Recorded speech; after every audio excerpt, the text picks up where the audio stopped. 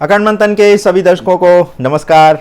मैं हूं शेखर त्रिपाठी और आप देख रहे हैं हमारा YouTube चैनल अखंड मंथन। आगे क्या होने वाला है सीरीज में आज के अंक में देखिए कि कैसे हिजबुल्लाह ने इजराइल को समाप्त करने के लिए चली एक आखिरी चाल। क्या इस चाल के जाल में फंस जाएगा इजराइल या फिर वह हिजबुल्लाह को मैदान में घसीट घसीट कर खत्म कर देगा? इसी पर चर्चा करेंगे हम आज इस विशेष अंक में। तो चलिए आगे क्या होने वाला है सीरीज में हमारे साथ। तो ताज़ा समाचारों के अनुसार जो हमें जानकारी प्राप्त हुई है, 2 दिन पहले ही हिजबुल्लाह ने आत्मघाती बम हमलावरों को इजराइल में भेजे जाने की धमकी दी थी और गुरुवार को ही हिजबुल्लाह ने एक आत्मघाती ड्रोन हमला करके अपनी इस चेतावनी को सच भी कर दिया। यह हमला इजरायली सेना की 210वें गोलन डिवीजन पर हुआ। गुरुवार शाम को शिया समूह के एक बयान के अनुसार बेका और मासना इलाके में हुए दुश्मन के हमलों से मौतों के बाद हिजबुल्लाह के आतंकवादियों ने नपाह बैरक्स और उत्तरी इजराइल में सटीक आत्मघाती ड्रोन से सीधा हमला किया।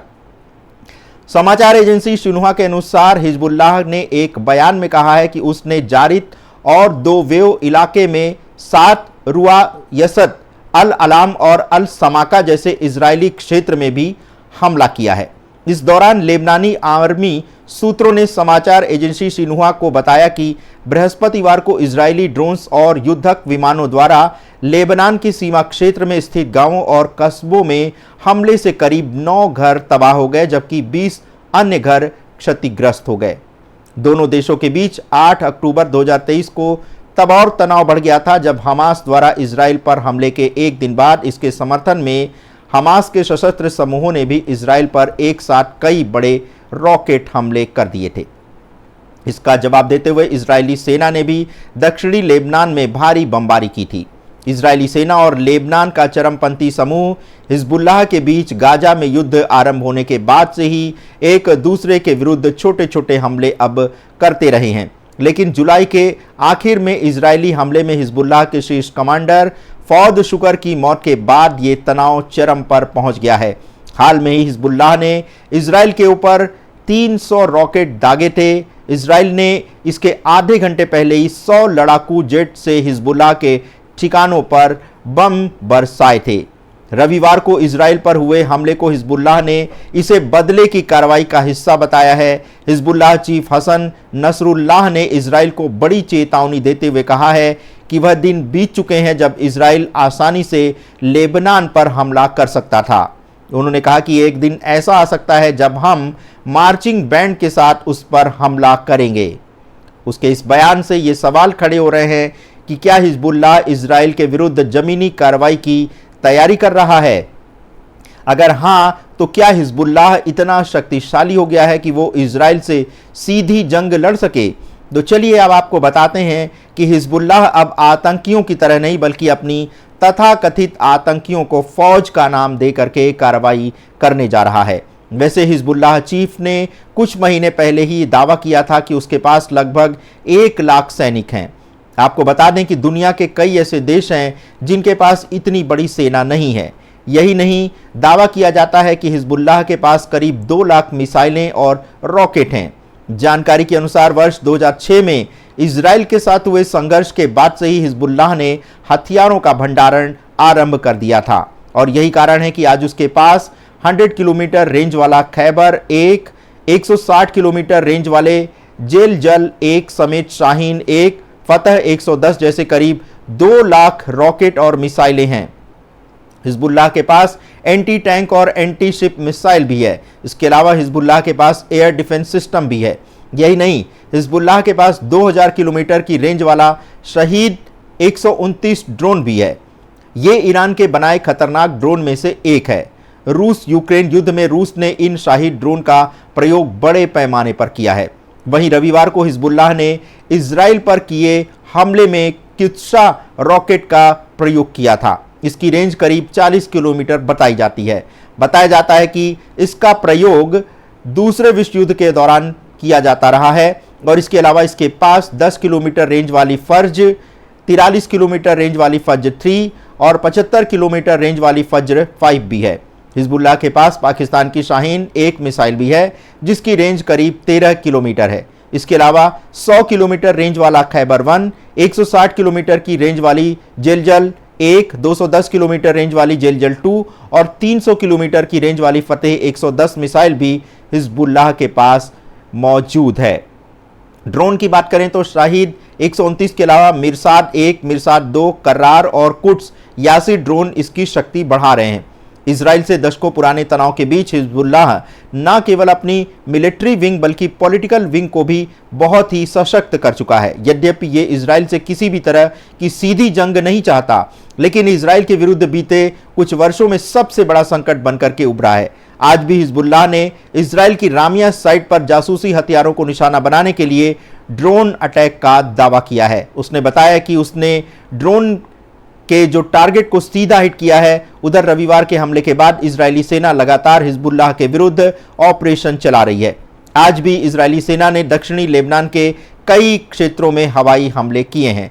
इस हमले में हमास लीडर उमर हालिल के बुरी तरह से घायल होने की भी जानकारी सामने आई है और इस जानकारी के अनुसार हालिल कार से कहीं जा रहा था और इस दौरान इजराइल ड्रोन ने उसे निशाना बना लिया। तो दर्शकों, ये एक बड़ा समाचार हमें प्राप्त हो रहा है और इस समाचार के अनुसार अब जो है इजराइल अंतिम कार्रवाई कर सकता है। इजराइल का ऑपरेशन द एंड अब आरंभ हो सकता है, क्योंकि हिजबुल्लाह जैसे आतंकी को खत्म करने के लिए अब इजराइल अंतिम तौर पर अपने अंतिम ब्रह्मास्त्र का प्रयोग कर सकता है। और जैसा कि आप जानते हैं कि इजराइल कभी भी अपने हमले की सूचना अग्रिम नहीं देता है, वो कभी चेतावनी भी नहीं देता है, वो अचानक हमला करता है। और अब ऐसा लगता है कि ऑपरेशन द एंड इजराइल का अब आरंभ हो चुका है, क्योंकि जब उसने मैदान में हिजबुल्लाह के आत्मघाती बम हमलावरों के हमले को देखा है तो अब जो है उसको ऐसा लग रहा है कि ये जो है अब पानी जो है वो सिर से ऊपर जाता हुआ दिख रहा है। यही कारण है कि हो सकता है कि अब इजराइल कोई बड़ा निर्णय ले और इन हमलावरों को एक तरह से मौत के ठिकाने लगाए। और जैसा कि हम आपको पहले भी अपने एपिसोड में, पिछले एपिसोड में भी आपको बता चुके हैं कि जब हिजबुल्लाह इजरायली सेना का मुकाबला करने में अपने आप को सक्षम नहीं पा रहा है, तभी उसने अपने आत्मघाती बम दस्ते को अब एक्टिवेट कर दिया है।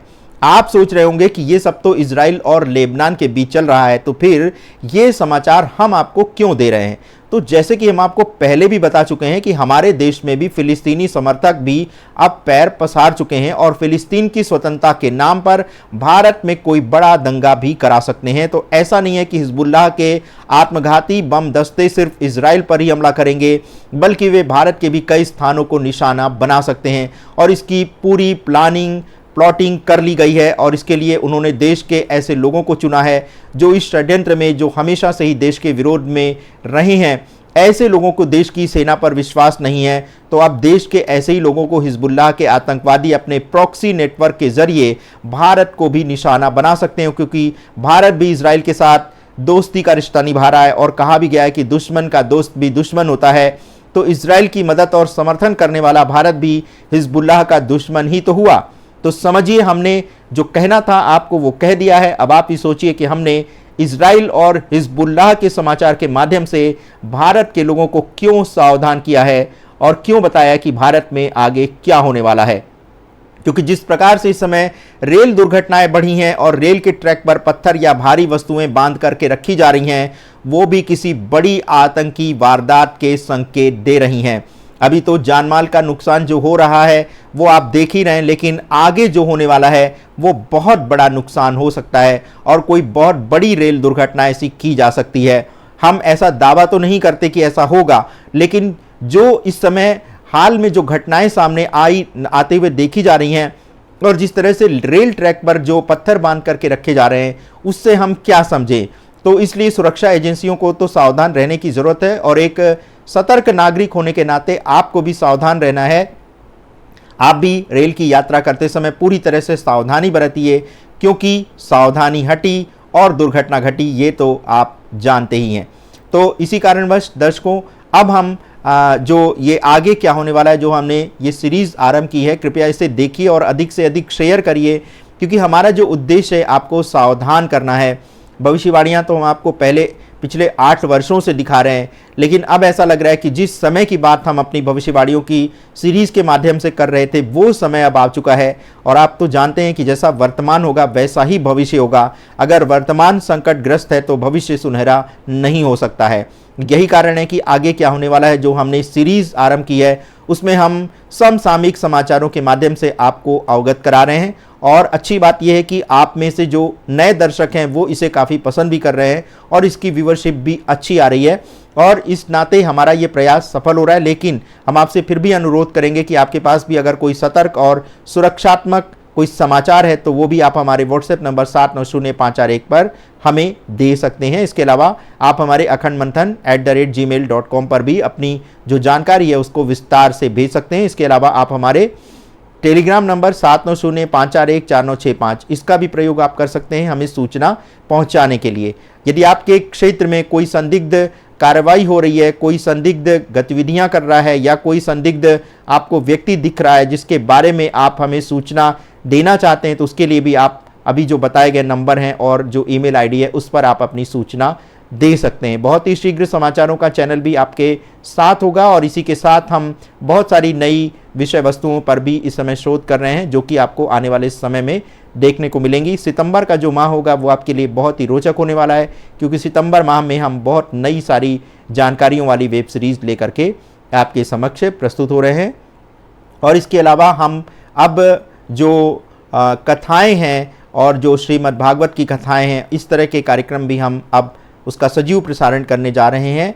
और इसमें हमारे जो गुरुदेव हैं स्वामी श्री गिरीशानंद सरस्वती जी महाराज, उनकी जो कथाएं अब देश भर में जो स्थान स्थान पर होती हैं, पहले हमारे पास इस तरह की तकनीकी नहीं थी, लेकिन अब हम अपनी तकनीकी को और सुधार चुके हैं और अब उन कथाओं का सजीव प्रसारण भी हम अपने चैनल पर करेंगे। तो ऐसा नहीं है कि आपको सिर्फ डराने वाली भविष्यवाणियाँ ही सुनने को मिलेंगी, आप और भी भक्ति के कार्यक्रम देख सकते हैं जो चैनल पर उपस्थित हैं, आप देख सकते हैं। तो दर्शकों, आज के एपिसोड में बस इतना ही। मिलते हैं नए अंक के साथ, तब तक के लिए हमें अनुमति दीजिए। धन्यवाद, नमस्कार।